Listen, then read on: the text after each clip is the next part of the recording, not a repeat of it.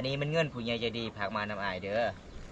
พระอาจารย์จากจังหวัดกาฬสินธุ์ 1,000 บาทนี่น้องเด้อขอขอบคุณหลายๆพระอาจารย์อยู่ดีมีแห้งขอให้คนหักคนเพลงตลอดไปเด้อขอขอบใจหลายสาวลาวคิดนี่จะดีหลายโอ้ติดเขากันใหญ่ๆเนาะไม่ย่างนี่นะน้ำตาลหมดเลยย่างนี่อาหารสุนบดสาวลาวดูทุกคนนี่บ่มียังเลยพี่น้องมีแต่เกลือให้จำเกลือได้พี่น้อง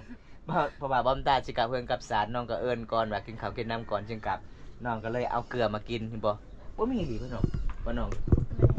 มะเผ็ดบ่มีบ่เป็นนัวก็บ่มีหมดแล้วยังเหลือแต่เกลือก็เลยย่อให้บอมตากินเกลือโอ้เจ้ากินได้บ่เจ้ากินก่อนเอาคันเฮือนเจ้าบ่มีอาหารก็คือเจ้าจำแต่เกลือกินเลยเบิ่งแซ่บได้ป้าจำเกลือกินเลยครับบ่มีมะเผ็ดบ่มีเป็นนัวก็คือน้องเอาแต่เกลือกินอันนี้ก็คือห้องนอนอีเมบ่อีเมผู้ที่หนึ่งนอนอยู่นี่อีเมผู้ที่สองนอนอยู่พุ่นอันนี้คือห้องนอนพ่อโอ้เสื้อผ้าอะประมาณซ้ำนี่บ่น้องเสื้อผ้าเฮือนเจ้าบ่ใส่สิฮอหนาวกันหนาวเลยเนาะบ่มีเสื้อผ้านุ่งเลยทุกคนเลยคือผู้หญิงขึ้นว่าอะไรนะจุดนี้เนาะอันนี้มันเป็นบ้านเฮาเขาจำหีดพี่น้องจำหีดบ้านเฮาประมาณมันมีทุกคนเขาเจ้าก็มาเฮ็ดอันนี้คือเขาเจ้าปลูกมาแต่ไห้ทุกคนเห็นบ่แบบอยู่เฮือนเจ้ามีจักคนเขาเจ้าต้องเฮ็ดรูปแบบโบราณเลยทุกคนเลยเจ้ามีแม่2คนเนาะมีแม่2คนเจ้าก็ฮักหมดบ่ให้แม่2คนฮักหมดฮักคือกันเบิดส่วนที่พ่อ1คนได้แม่2คนแต่เวลานอนก็คือนอนเรียนกันเลยบ่มีห้องนอนทีวีเจ้าบ้าซื้อมาเท่าไรนี่เนาะ500,000กีบได้เงินมาแต่ไสอีพ่อบ่โอ้เบิ่งทุกคนเฮือนน้องนี่ยังบ่มีทีวีเด้เบิ่งได้ทุกคนเด้นี่โอ้ประมาณหน้า12เนาะอาจารย์สำรวจจากจังหวัดกาฬสินธุ์ดีใจเนาะดีใจจากเปอร์เซ็นต์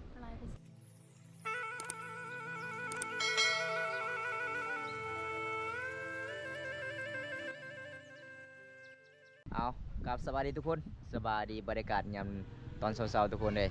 เมื่อนี้บอมตากับมีข่าวดีๆพี่น้องมีอาจารย์พระสำรวยในจังหวัดกาฬสินธุ์ทุกคนให้บอมตา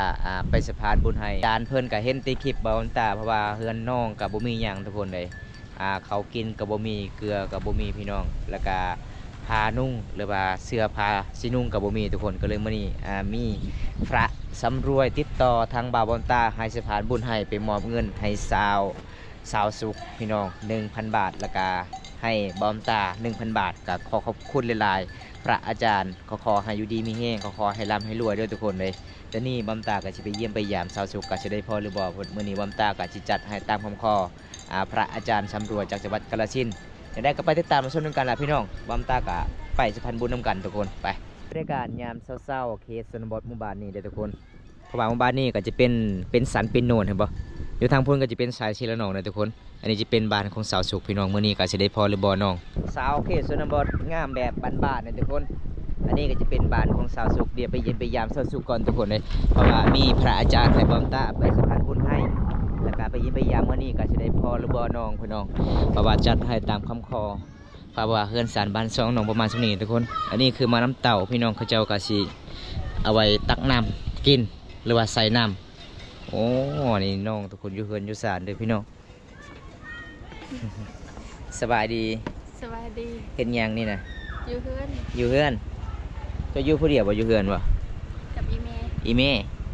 เมจะไปใส่ตอนนี้คือบ่เห็นบ่ฮู้โอ้เพราะว่าแล้วหุดเขาหุดน้ำเนาะก็เลยอยู่เฮือนอยู่ซ่านเมื่อนี้น้องฮู้บอกว่าอ้ายมาเยี่ยมมายามเจ้ามียังอ้ายมาเซอร์ไพรส์เจ้าบ่ฮู้เลย น้องบ่ฮู้เลยเพราะว่ามีพระอาจารย์เบิ่งคลิปบอมตาเฮือนเจ้าเสื้อผ้านุ่งก็บ่มีเนาะอยู่นำกันจักคนน้องเฮือนเจ้า10 คนปอหลายแท้10 คนทุกคนอันนี้จะเป็นบ้านของน้องเนาะทุกคนเห็นบ่สภาพเฮือนน้องหม้อประมาณชั่วนี้บ่น้องหม้อบ่โอ้คุกับประมาณชั่วนี้ทุกคนบ่มีกระติกสิใส่น้ำเลยพี่น้องถ้าน้องมีเงินแล้วน้องจะซื้อหยังบ่ฮู้คันทาบ่ฮู้ก็คือบ่ต้องมีกระยาเนาะเงินเนาะ คือว่ามีเงินแล้วซื้อเกลือซื้อพริกนัว ซื้อบ่อ๋อพี่น้องเอ้ยเพราะว่ามื้อนี้บ่มีหยังหลายเด้ออายมาเยี่ยมมายามเจ้าเพราะว่ามีพระอาจารย์สำรวยจากจังหวัดกาฬสินธุ์เพราะว่าพระอาจารย์เบิ่งคลิปบ่าวบุญตาว่าเฮือนเจ้าบ่มีหยังเลยเนาะยังยังยากจนเนาะเสื้อผ้านุ่งก็บ่มีเพราะว่ามื้อนี้ก็มีพระอาจารย์ส่งเงินนำบ่าวบุญตาพากเงินนำบ่าวบุญตาให้น้องซื้อเกลือซื้อพริกนัวเด้อจะพาเพื่อนสารบ้านซองน้องประมาณจังนี้เด้อพี่น้องเห็นบ่ยาคากะสิมุนแล้วเพราะว่ามีผู้ใหญ่ใจดีจากพังไทยตอนนั้นก็บ่าวบุญตาก็ไปซอยน้องแหละแต่บ่าวบุญตาถ่ายคลิปแล้วก็คือมีกาดตายพี่น้องก็เลยบ่าวบุญตาก็บ่ได้ปล่อยคลิปหลังจากที่เขาเจ้ามุ่งหลังคาอีกบ่าวบุญตาก็สิมาถ่ายพี่น้องประมาณ40แผ่นทุกคนบ่แม่น40แผ่น20แผ่นทุกคน อันนี้เป็นเฮือนน้องอีกโอ้ยพี่น้องเอ้ยยาขามันสิมุงมันสิเปื่อยแล้วพี่น้องเอาขอบคุณหลายๆครับพระอาจารย์ครับมื้อนี้บ่าวบุญตาก็มาฮอดในเฮือนน้องแล้วมื้อนี้ระยะการเดินทางมันก็สิลำบากในพี่น้องหน้าหนาวขี้พุ่นมันหลายเลยทุกคนเด้มื้อนี้ได้พอน้องอยู่เฮือนอยู่ศาลคือเก่าพี่น้องอีพอเพิ่นก็คืออ่องไห้เนาะส่วนอ้ายก็อ่องไห้ออกสวนหมดเลยบ่แม่นอ๋อก็คืออีเมียเจ้าก็เห็นเลี้ยงแบ่ส่วนเจ้าอยู่เฮือนใครที่เจ้าอยู่เฮือนปกติก็บ่ได้พอน้องทุกคนน้องก็อ่องไห้ออกสวนหลายช่วงนี้ก็น้องก็สิเฮ็ดสวนปลูกผักพี่น้องไอ้วิถีชีวิตชาวลาวก็ขยันหลายได้อันนี้มันเงินผู้ใหญ่ใจดีฝากมานำอ้ายเด้อพระอาจารย์จากจังหวัดกาฬสินธุ์ 1,000 บาทพี่น้องเด้อ1 2 3 4 5 6 เซนกีบเด้อขอบใจเด้อดีใจบ่ดีใจพี่น้องน้องกะจนว่าบ่ออกทุกคนมื้อนี้บอมตากะขอขอบคุณหลายๆพระอาจารย์ขอให้พระอยู่ดีมีแห้งขอให้คนหักคนเพลงตลอดไปเด้อขอให้เจริญรุ่งเรืองตลอดไปเพราะว่ามื้อนี้บอมตากะมามอบเงินที่พระอาจารย์สำรวยจากจังหวัดกาฬสินธุ์แล้วทุกคนเลยยังเสื้อผ้ายังบ่ทันได้มาพี่น้องถ้าเสื้อผ้ามาบอมตากะสิมามอบให้น้องๆแล้วก็สิมาแจกเขียนสันวดแน่พี่น้องมื้อนี้ก็ขอให้อยู่ดีมีแห้งขอให้ร่ำให้รวยเด้อสาธุขอบใจบ่เป็นบ่เจ้าวะบ่เป็นก็เว้าภาษาบรูบังดูเป็นบ่ภาษาบรูโอ้ยพี่น้องเอ้ยน้องเว้าบ่เป็นเลยพี่น้องไหว้พระอาจารย์ก็บ่เป็นพี่น้องถ้าเจ้าขอบใจบ่เป็นนี่ค่อยสิส่งคืนได้เงินได้บ่เป็นบ่เป็นเอ้าเว้าตามค่อยขอขอบใจหลายๆพระอาจารย์สำรวยจากจังหวัดกาฬสินธุ์ขอให้พระอาจารย์อยู่ดีมีแห้งขอให้ร่ำให้รวยเด้อแต่นี่ต่อไปขอให้มีคนหักคนแพงสาธุนี่พี่น้องไงน้องก็เว้าบ่ค่อยเก่งคนใดพี่น้องแล้วก็พิเศษก็คือขอบคุณหลายๆพระอาจารย์ที่ให้บำตาค่าน้ำมันรถ 1,000 บาทเด้อขอให้พระอาจารย์อยู่ดีมีแฮงขอให้ร่ำให้รวยปรารถนาสิ่งใดขอให้ได้สิ่งนั้นขออายุมันขวัญยืนเด้อแต่นี้ต่อไปมาว่าบำตากะว่าบ่ค่อยเก่งทุกคนเลยบำตากะเป็นคนบ้านหนองมันนาส่วนหลายก็เว้าภาษามังกรภาษาลาวเว้าบ่ค่อยเก่งปานใดพี่น้องมื้อนี้บำตากะมามอบในมือน้องๆแล้วพี่น้องเอ้ยขอขอบคุณหลายๆเด้อครับเป็นจังได๋ดีใจบ่น้องดีใจครั้งแรกเนาะได้เงิน6 เซนกีบปกติผู้ใหญ่ใจดีพากมาเท่าใด3 แสนช่วยค่าซื้อเกลือเนาะอันนี้ก็คือซื้อเกลือซื้อพริกนัวซื้อสบู่มีครบสดเนาะ6 เซนกีบเนาะก็หลายเติบเลยทุกคนเลยน้องดีใจจักเปอร์เซ็นต์100%เลยถ้าได้เงินนี้แล้วน้องให้นายแม่หรือว่าให้นายไม่พอให้แม่2 คนอีพ่อก็ให้แหละอีพ่อก็ให้ชวนเจ้าบ่ได้ยังเลยลาขาดเคินปิงนัวก็คือซื้อเกลือซื้อปิงนัวบอมตาก็ว่าบ่ค่อยเก่งนะทุกคนแล้วขอโทษขอไฟละลายพี่น้องอย่าได้มาบอมตาลายเด้อมื้อนี้ก็บอมตาก็ดีใจน้ำน้องลายแล้วก็ดีใจน้ำพระอาจารย์ที่เป็นห่วงเขตชนบทบ้านเฮาเพราะว่าพระอาจารย์ก็บ่มีเงินบ่มีขำคือกันแต่พระอาจารย์ก็มาทำบุญช่วยเหลือเขตชนบทชุมเผ่าบรูมังกรบ้านเฮาก็บอมตาก็ดีใจนำหลายๆหลังจากนั้นก็พระอาจารย์ก็สิมาให้เสื้อผ้าอีกได้สิมามอบตำลังอยากได้บ่อยากได้เนาะมือซองก็เอาเนาะเฮือนเฮาบ่มีเสื้อผ้าเลยอ๋อเบิ่งทุกคนเฮือนน้องอยู่ทางโน้นก็บ่มีหยังเลยทุกคนเลยเห็นแล้วก็สงสารน้องลายเลยพี่น้องตอนนี้เจ้าจะเห็นยังก็เห็นนะเจ้าเห็นหัวปลูกผักอ๋อขยันเนาะเจ้าเนาะ เก่งลายเลยทุกคน คอยไปเมื่อใดกันแนมเบิ่งเฮือนน้องเบิ่งทุกคนมีเตหม้อประมาณส่ำนี้ได้พี่น้องแล้วก็เป็นครอบครัวที่ยากจนเจ้าเป็นลูกสาวลาวเนาะ แม่ ลูกสาวลาวจะเว้าลาวได้บ่ บ่ได้ บ่ได้ บ่ได้เลย งามแบบธรรมศาสตร์เด้อทุกคนน้องคนนี้พี่น้องน่าฮักน่าแพงหลายเวลาไปเยี่ยมไปยามเมื่อใดน้องก็ยิ้มทุกคนเลยบ่ผิดหวัง น้องมื้อนี้ก็ดีใจได้เงิน600,000เก็บทุกคนเจ้าพันยังคืนนี้เจ้าได้เงิน600,000เก็บ บ่ได้ฟันยัง บ่ได้พันยังอ๋อคอยเลยคิดว่าเจ้าพันได้ป่า เอาพี่น้องตอนนี้เจ้าจะเฮ็ดหยังต่อเฮ็ดเฮือนพักนี่ยังเฮ็ดเฮือนพัก เห็ดหัวพัก เฮ็ดหัวพักเจ้าสิปลูกหยังแหน่ช่วงนี้ผักอิหยังแหน่เจ้าผักกาดผักบัว แม่ อ๋ออันพอดีเลยเงิน600,000กีบเจ้าก็ซื้อในผักกาดผักบัวผักหอมเลยเนาะ แม่ พอดีได้เงินพระอาจารย์ช่วยเหลือเลยทุกคนเลยพระอาจารย์ก็เป็นห่วงชนบทบ้านเฮาหลายๆเลยทุกคนเอาจนได้กะสินักเรียนนี่แอนอยู่เฮือนน้องก่อนทุกคนหลังจากนั้นบอมตากสิกลับเพิ่นกับสารไปเข้าห้องเฮือนเจ้าก่อนเจ้ากินข้าวกันยังมื้อนี้น่ะยังบ่กินข้าวบ่มีอาหารบ่โอ้บ่มีอาหารก็คือกินแต่หม้อนี่ก็ได้ กินแต่มะเขือก็ได้ เอาทุกคนนะอันนี้จะเป็นห้องนอนนะประมาณสำนีทุกคนห้องนอนเลยนอนกับบ่มีหยังหลายเหือนสารบ้าน2น้องประมาณสำนีส่วนหลายเขาเจ้าก็มาปลูกข้าวโพดเห็นบ่พี่น้องอันนี้ข้าวโพดเขาเจ้าก็สิเอาไว้พันธุ์ปีหน้าเขาเจ้าก็เฮ็ดให้เฮ็ดสวนเขาเจ้าก็มาปลูกต่อพี่น้องหกหลายเลยพี่น้องเบิ่งนี่ทุกคนเห็นบ่ข้าวโพดหลายที่เฮือนน้องนี่ขยันนี่ปลูกของอหยังต่างๆเก่งพี่น้องไปเยี่ยมไปยามเมื่อใดน้องก็สิปัดกวาดเฮือนซ่านเวลาแข่งมาเยี่ยมมายามทุกคนแบบนี้เลยพี่น้อง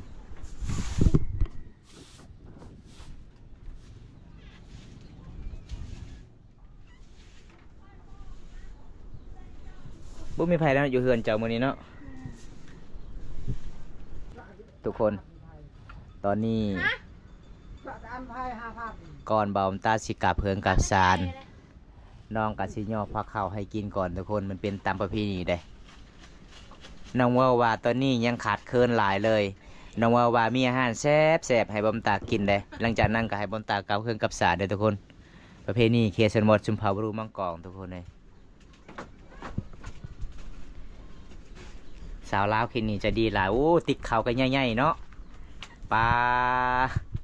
มาเมื่อใดกับบอผิดหวังนะทุกคนเฮือนน้องเด้อพี่น้อง เจ้าเอ็นนั่นแหละใช่ ปลาติดเข้ากับใหญ่เนาะ มีหยังกัดติดเข้าจ้ะนะมาบ่มากัดบ่แม่นอาหารอย่างเนาะได้มื้อนี้ปลาทุกคนมีหยังนี่น่ะน้ำตาลบ่หรือว่าหยังนี่ บ่แม่น เกลือบ่ แม่น โอ้พี่น้องเอ้ยอาหารแซ่บเนาะ แซ่บ โอ้พี่น้องอาหารสุนบทสาวลาวดูทุกคนนี่บ่มีหยังเลยพี่น้องมีแต่เกลือให้จำเกลือได้พี่น้องเพราะว่าบอมตาสิกลับเพื่อนกับสารน้องก็เอิ้นก่อนว่ากินข้าวกินน้ำก่อนจึงกลับน้องก็เลยเอาเกลือมากินเห็นบ่มีดิพี่น้องบ่น้อง แม่น มะเผ็ดบ่มีบ่ บ่มี เป็นนัวก็บ่มี บ่มี หมดแล้วโอ้พี่น้องเอ้ยยังเหลือแต่เกลือ แม่น ก็เลยย่อให้บอมตากินเกลือโอ้เจ้ากินได้บ่เจ้ากินก่อนเอ้าค่อยบ่เคยกินได้จะกินเรื่องเบิ่งน้องคันเฮือนเจ้าบ่มีอาหารก็คือเจ้าจำแต่เกลือกินเลย แม่น โอ้เอาลงมือก่อนต้องว่าเคยกินแบบนี้เด้ กินน้ำกัน เบิ่ง แซ่บเลย ป้าจำเกลือกินเลย แม่น โอ้ แซ่บ พี่น้องแซ่บเนาะคันบ่มีมักเผ็ดบ่มีเป็งนัวก็คือน้องเอาแต่เกลือกินมื้อนี้คันแขกมาเยี่ยมมายามคันบ่มีมักเผ็ดก็คือจังย่อยังแบบนี้บ่ แม่ มันเป็นตามประเพณีโอ้เอาทุกคนมาลองนำกันทุกคนเลยกระเทินน้องย่อผ้าขาวกะจำเป็นกินทุกคนเลยเอาประเพณีแบบนี้ทุกคนเลยนี่มันจะแบบนี้อยู่ดีมีแหงอะไรมันด้วยได้หักแข่งกันตลอดไปทุกคนเป็นพี่เป็นน้องกันโอ้แซ่บเนาะ แซ่บ เจ้าเคยกินข้าวใดเนาะก็คือคอยนี่กันกินส้มนี่เอามาเกลือก็ได้เอามาขามมาจำก็คืออยู่เพื่อนน้องนี่บ่มีมักเผ็ดบ่มีเป็นหนวดก็คือกินเลย แม่น จำแต่เกลือเนาะโ แพงหรือบ่เกลืออันน่ะปิ้งนัวกับเกลือก็เจ้าขายบ่แพงบ่ บ่ได้แพงพัน บ่ได้แพงอันนี้ได้เงินแล้วก็คือซื้อปิ้งนัวกับมะเผ็ดเด้อ แม่ เวลาแขกมาเยี่ยมมายามก็คือน้องก็สิตำแจ่วจึงมันคือเนาะโอ้ยพี่น้องเพื่อนน้องก็บ่มีหยังหลายเด้อทุกคนเห็นแล้วก็สงสารเลยทุกคนเอาไว้เลยน้องขอบใจละหลายประเภทนี้ส้มเผามังกรพี่น้องเอ้ยเอาตีเกลือมากินแซ่บเนาะอาหารเจ้าเนาะ แซ่บหลายแซ่บหลาย ตอนนี้หลังจากกินข้าวกินน้ำแล้ว อันนี้ก็คือห้องนอนอีเมย์บ่ แม่ อีเมย์ผู้ที่หนึ่งนอนอยู่นี่อีเมย์ผู้ที่สองนอนอยู่พุ่น แม่ อันนี้คือห้องนอนพ่อ แม่ โอ้เสื้อผ้าอะประมาณซ้ำนี่บ่น้องเสื้อผ้าเฮือนเจ้าบ่ แม่ โอ้ไก่สิฮอนหนาวกันหนาวเลยเนาะ แม่ บ่มีเสื้อผ้านุ่งเลยทุกคนเลยมามื้อนี้น้องได้เสื้อผ้ามาแต่ไสอันนี้นะ ฮะ เสือน้อย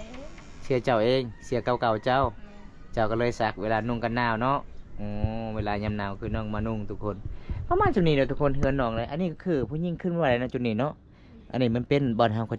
จำหีดพี่น้องจำหีดบ้านเฮาผู้หญิงขึ้นบ่ได้มีแต่ผู้ชายขึ้นได้เวลาเฮาเฮ็ดบุญกินงะเฮาต้องมาจำบอกจุดนี้บอกเจ้าป่าเจ้าเขาบ่ให้เจ็บบ่ให้ใครให้คุ้มครองทุกคนเห็นบ่เอกลักษณ์ของบ้านเฮาคือแบบนี้ทุกคนนี่เห็นบ่ประมาณแบบนี้ทุกคนเขาเจ้าก็มาเฮ็ดอันนี้คือเขาเจ้าปลูกมาแต่ให้ทุกคนเห็นบ่แบบอยู่เฮือนเจ้ามีจักคนเขาเจ้าต้องเฮ็ดรูปแบบโบราณเลยทุกคนเลยบีโบพี่น้องบ้านเฮาเอิ้นบีโบเด้อทุกคนโอ้ยอันนี้คือห้องนอนพ่อเด้พี่น้องอันนี้คือห้องอีเมผู้ที่1อีเมผู้ที่2ทางพุ่นก็คือห้องนอนเซาสุกส่วนอายเจ้าได้นอนอยู่ไสอายเจ้าน่ะอยู่ลุ่มโอ้เฮือนเฮาน้อยๆเนาะ แม่ โอ้เฮือนอย่างน้อยๆก็เลยนอนนำกันบ่ได้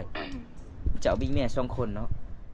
มีแม่2คนเจ้าก็ฮักหมดบ่ให้แม่2คน หักมือ ฮักคือกันเบิดอ๋อส่วนที่พอ1คน ได้แม่2คน แต่เวลานอนก็คือนอนเรียนกันเลย แม่ บ่มีห้องนอน มีแต่ห้องนอนเจ้า แม่ โอ้ทุกคนเลยน้องบ่มีห้องน้องนอนเลยเฮือนเฮาก็บ่มีหยังหลายเนาะเฮือนก็น้อยๆก็อบอุ่นทุกคนเลยมีความสุขก็พอพี่น้องเป็นครอบครัวที่ยากจนเลย อันนี้บางพระเจ้าเฮ็ดกินได้ดังไฟหนึ่งข้าวเป่าไฟทุกคนคือจุดเด่นเลยพี่น้องโอ้ยพี่น้องชนบทลาวบ้านเฮาก็คือแบบนี้เลยพี่น้องเอ้ยยังอันนี้นะเอ็มบ่ทีวีเจ้า แม่ บ้าซื้อมาเท่าไรนี่เนาะ 500,000 500,000กีบ แม่ ได้เงินมาแต่ไส อีพอ อีพ่อบ่โอ้เบิ่งกันทุกคนเพื่อนน้องนี่ยังบ่มีทีวีเลยเบิ่งได้ทุกคนเลยนี่โอ้ประมาณหน้า12เนาะ แม่ หน้าเขตหน้าจอเบิ่งทุกคนเลยตายเลยบ่น้อง บ่ ยังบ่ตาย แม่ โอ้อันนี้คือทีวีเด้อทุกคนทีวีบ่มีจานเนาะโอ้ยพี่น้องเอ้ยคันมีทีวีหน้าสิม่วนเนาะเฮือนเฮาทุกก็อย่าเบิ่งทีวีเนาะเบิ่งข่าวเบิ่งหยังต่างๆเฮือนน้องยังบ่มีหยังหลายเลยทุกคนทีวีก็ประมาณ12นิ้ว แม่นเลยเด้อทุกคนบ่อันนี้คือฮอดหน้าสาวเด้พี่น้องเห็นบ่ประมาณส่ำนี้โอ้จักสิเบิ่งได้ใดพี่น้องเฮือนน้องก็บ่คือเฮือนหมู่เลยทีวีกับเบิ่งก็บ่มีอันนี้ก็คือน้องใส่แม่มเอาโอ้น้องมาใส่การ์ดเอาแล้วก็โหลดเพลงแล้วก็มาเบิ่งเนาะ แม่ อืม